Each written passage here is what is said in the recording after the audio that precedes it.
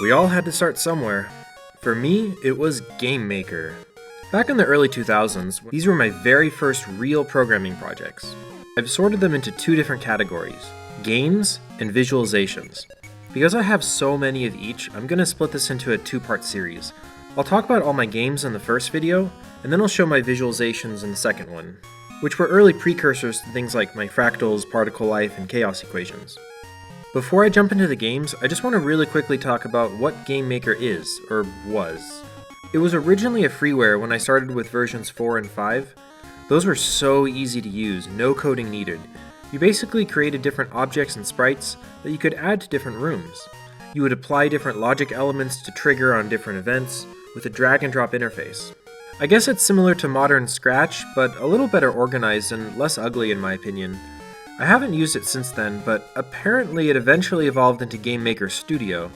It surely must be a lot more fully featured and complicated now, because I've seen some pretty powerful games made with it, most notably Undertale and Hyper Light Drifter. But anyway, let's get into the games.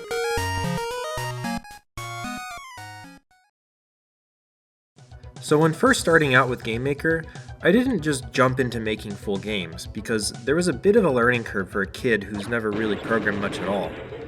Instead, I modified some of the example games that came with it. It gave me a good starting point, and I could see how completed games should look. Street Race is one of those games. In the original, I think all you did was collect gas and avoid hitting cars, but that was too boring for me. Instead, I made the cars shoot lasers and drop bombs from the back in case police showed up. And you actually have to shoot the other cars to increase your fuel.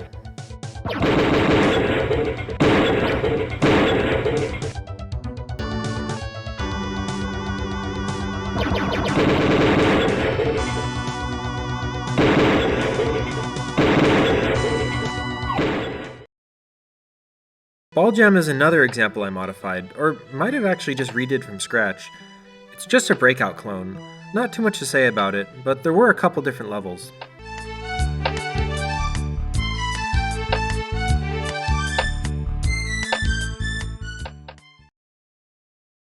So I made a sequel to that later on. This one is a menu, and has a MIDI track I made myself.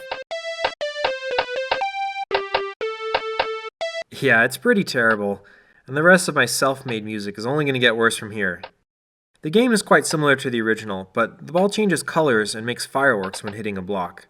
There were also some new game elements in later levels, like obstacles.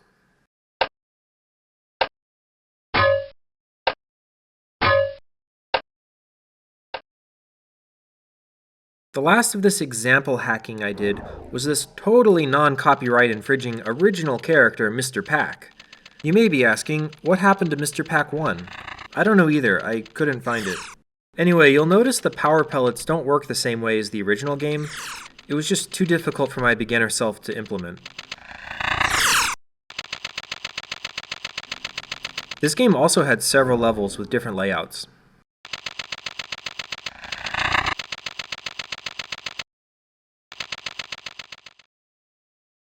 The game also had a sequel. This time it has a menu with different options.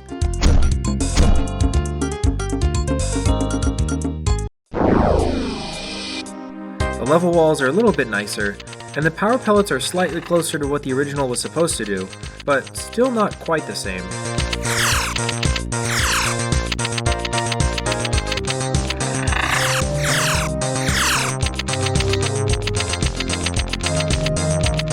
There was also an unlockable bonus stage after you beat the game.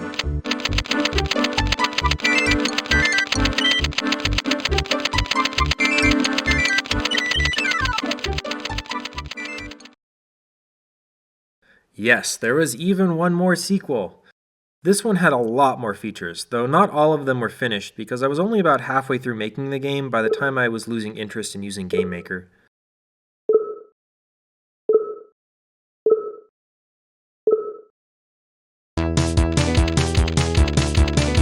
But the gameplay is much more solid now, and the power pellets work mostly like the original now because I finally figured out a way to guide the eyes towards the ghost home.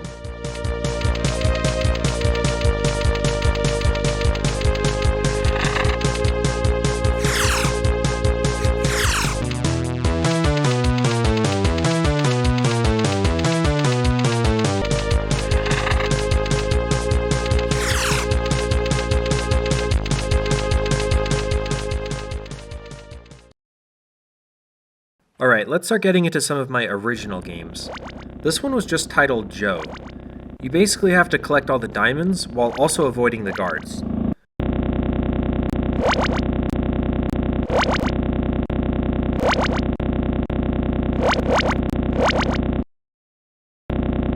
There were a bunch of levels, and later on a new ninja enemy type that would walk randomly. It was actually pretty challenging.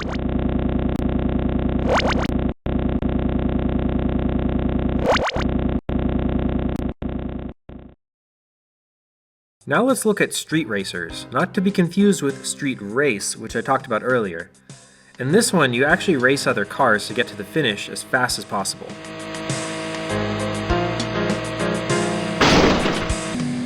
There's different power-ups along the way, and each level the enemies get faster and faster.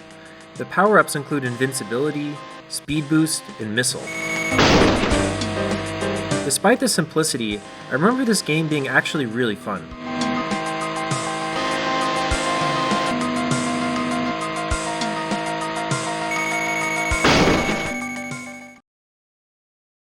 Yes, my own take on everyone's favorite plumber. It's certainly very different from the original, and ironically, I ended up using sound effects from Sonic. This game had so many different levels, I think something like 5 worlds with 4 levels each, plus bonus stages. It was reasonably challenging, and a little bit glitchy at times. Pretty fun overall.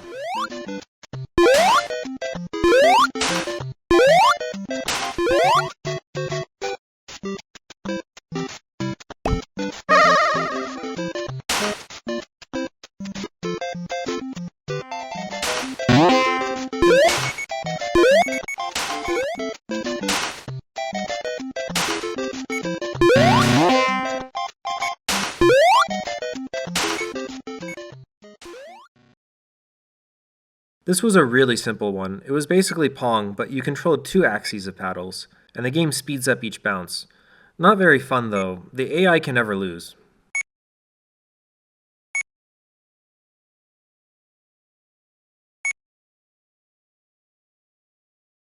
There was a certain point when I was really into pinball, so I made this pinball game. The game maker physics were really bad for this kind of game though, and my table design wasn't the greatest, so it was really hard to play. Each table had different story-based objectives to score jackpots. And there were 3 different tables with different unique elements.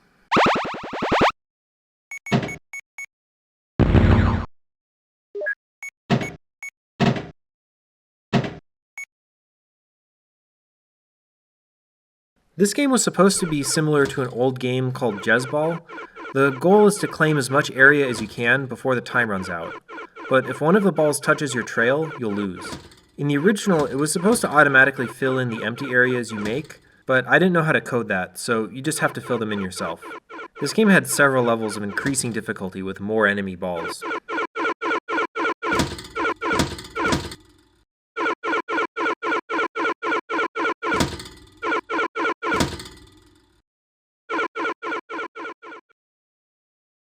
This is one of the few games I actually made all the music for, and the music is so cringy.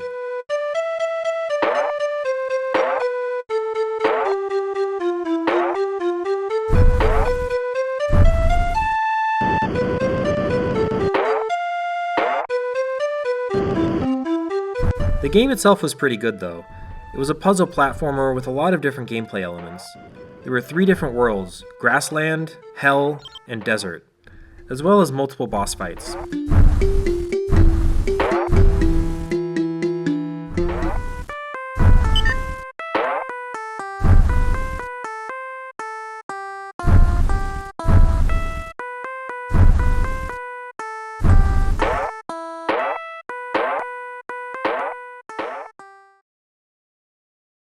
This game was a paintball fighting game where your goal is to capture the enemy's flag. The AI was really bad though, and it was pretty difficult to aim due to the controls. Again, there were a lot of different levels.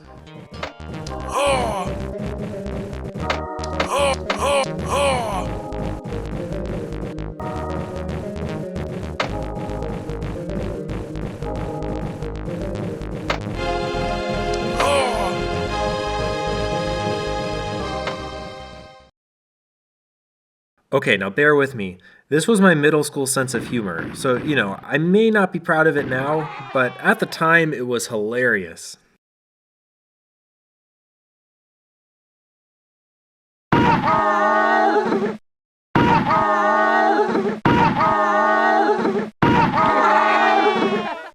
I especially love the sound effects I chose.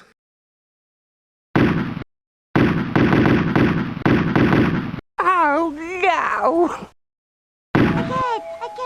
Again! This was my first attempt to make a 3D game, but as you can probably tell, it was the fakest 3D you've ever seen. This is the other game I made all the music for, and it's just awful.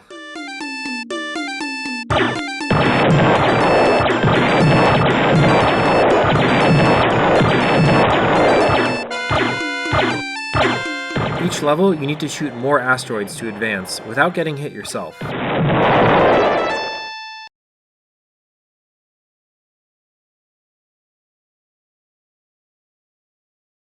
For some reason, I remember that this was one of my earliest games I made from scratch in GameMaker. It's a pretty simple game, just shoot the invaders before they reach the ground.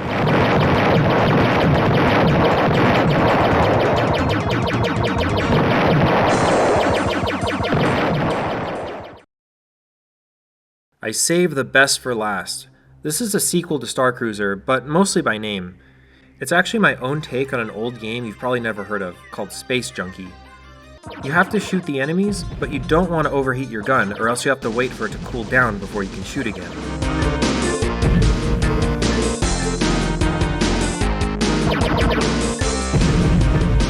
There were a lot of different levels, each with their own unique flight patterns, enemies, and designs.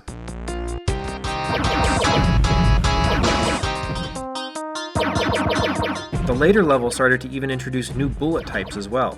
There's a red one that's slightly homing, a blue one that falls much faster, and a gray one that oscillates.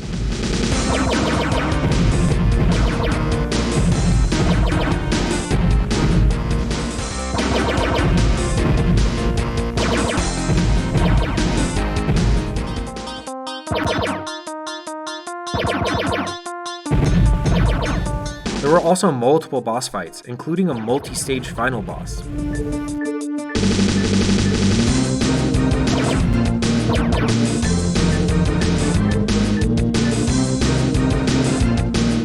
The last level before the boss was particularly cool.